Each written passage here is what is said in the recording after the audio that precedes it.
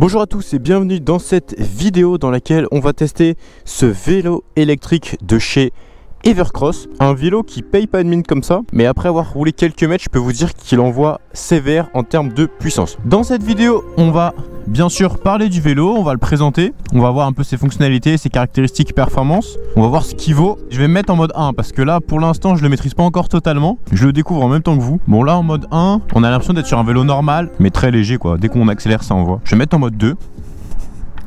Déjà le mode 2, je peux vous dire qu'il envoie comme il faut. Alors en termes de caractéristiques techniques, on est sur une batterie de 48 volts 15 ampères-heure, un moteur qui se situe dans la roue arrière avec une puissance de 250 watts seulement. Mais vraiment il envoie beaucoup, hein. Pour un 250 watts je suis surpris. Vous allez voir le 0 à 25 et tout ce qui s'ensuit tout à l'heure, je pense que ça va en surprendre plus d'un. Très bonne puissance, très bonne accélération. Pas au point de faire une roue arrière, faut pas abuser. Bon, en tout cas il va vraiment falloir accompagner le vélo avec beaucoup d'élan. On a une suspension à l'avant fourche en T, on a une suspension à l'arrière à ressort, un deck, je vais me faire engueuler dans les commentaires. On a une selle en fait qui ressemble à un deck tellement elle est longue, donc c'est intéressant, j'aime bien. J'aime beaucoup les selles comme ça. Ça fait un peu style moto. Allez, je baisse les vitesses. Ah là, dans une montée, on est tranquille. Vous inquiétez pas. Ah, c'est ok. Voilà, on a une très bonne puissance. Je vais prendre à droite. Donc là, je vais baisser un peu ma vitesse. Je suis en mode assistance numéro 3, donc l'assistance la plus forte. Là, littéralement, je pédale dans le vide et ça accélère. Mais littéralement, je pédale dans le vide. C'est pas une blague. Si j'arrête de pédaler, ça arrête d'accélérer. Mais l'intensité de mon pédalage, là, vraiment, on est à 0 sur 10.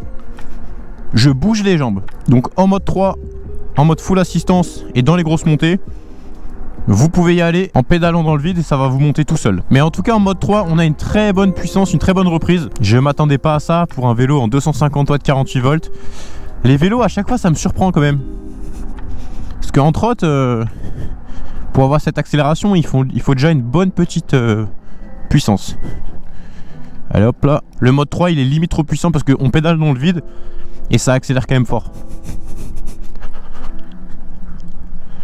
Donc pour les petites manœuvres, je privilégie le mode 2. Regardez là, je vais mettre en mode 2 parce qu'il y a des gens.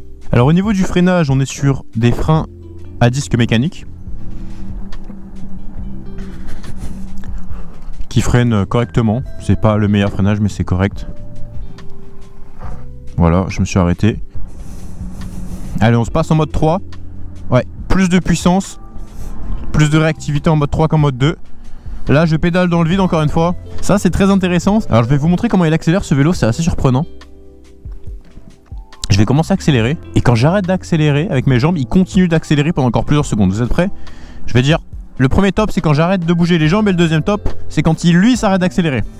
3, 2, 1, top. Top. Entre les deux tops, c'est le vélo qui continue d'accélérer. Donc pour vous dire un peu, c'est toi qui l'assiste, c'est pas lui qui t'assiste là, c'est toi qui est là.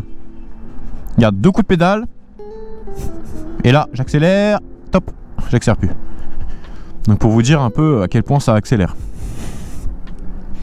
On va faire un petit test de manœuvrabilité, on va repasser plutôt en mode 1. Pour faire des démarrages en côte avec ce vélo, il faut faire les premiers mètres. Après à basse vitesse, est-ce qu'il est maniable? On va essayer de voir ça.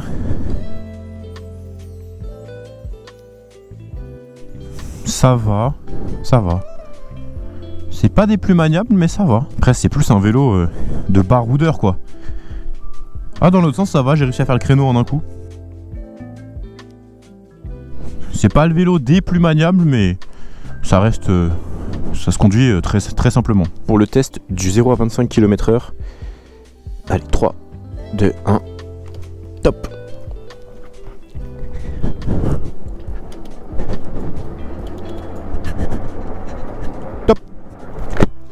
Bon, le test est un petit peu approximatif hein, parce que c'est un vélo électrique, faut que je monte dessus pour le démarrer. L'assistance vient pas de suite. Je force avec mes jambes donc je l'aide.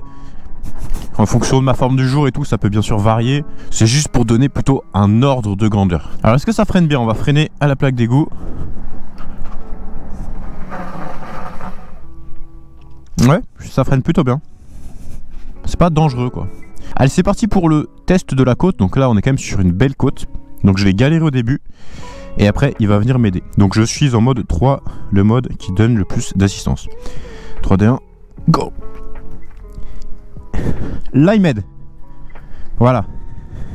Vous avez vu la différence entre le moment où je pousse et le moment où le vélo m'aide?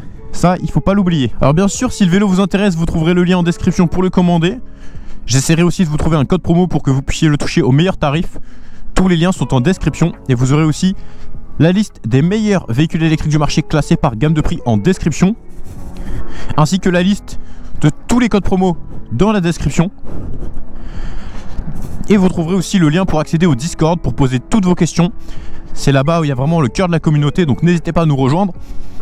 Ça peut être cool d'échanger là-bas entre nous. Là, je tiens quand même à préciser qu'on a quand même une belle latence entre le moment où on commence à pédaler et le moment où ça commence à nous assister réellement lorsqu'on part à 0 km/h. Traduction, pour vous dire le fond de ma pensée, si vous allez faire beaucoup de démarrage en côte et que vous voulez vraiment de l'aide sur le démarrage, qui est le plus compliqué, ça ne sera pas forcément un vélo qui est fait pour vous. Si vous avez beaucoup de côtes sur vos trajets, mais que vous pouvez prendre un peu d'élan, c'est-à-dire rouler tout simplement à 4-5 km/h avant la côte, là il n'y a pas de problème, il va bien vous assister. C'est là que se trouve la nuance. Regardez. Là je roule à entre 5 et 10 km/h. Là je pédale dans le vide et il m'aide énormément. En fait il fait tout. Il fait tout. Donc c'est ça la nuance. C'est que si vous avez un peu de vitesse, c'est très simple de la conserver et de gravir des grandes pentes. Si vous n'avez pas de vitesse, bah il faut vraiment pousser super fort sur les jambes, d'autant plus que le vélo est assez lourd. Par exemple, vous voyez la côte là, je peux la descendre en vélo, il n'y a pas de problème. Par contre la montée je ne pourrais pas. Parce que en bas je peux pas prendre d'élan. C'est ça le problème. Par contre, si en bas je pouvais prendre un peu d'élan, là je pourrais la monter sans problème avec ce vélo. Regardez, je vais la descendre. Là on part un peu plus en mode VTT, en mode figure quoi. C'est très bien, les freins ils sont bien. La fourche avant elle est très bonne. La suspension arrière un peu moins. Ces grosses roues qui sont bien larges. Vous pouvez rouler dans la boue, dans la terre, en montée, etc. Pour le tout-terrain, oui. Mais pour le démarrage en côte, c'est un peu chiant, regardez. Là, je suis dans une micro-côte. C'est-à-dire qu'il y a une côte et après, c'est du plat. Et bah, faut pousser. Là, je pousse encore. Je pousse encore. Je pousse encore. Et là, il m'aide.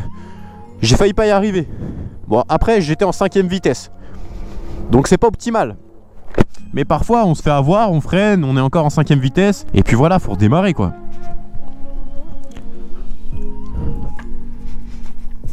Dès que tu pédales dans le vide, il envoie vraiment tout ce qu'il a. Mais là par exemple, 25 km/h, on est sur du plat. Là je pédale dans le vide, c'est super agréable. Là je pourrais longer le bord d'une mer sur des kilomètres et des kilomètres. C'est génial.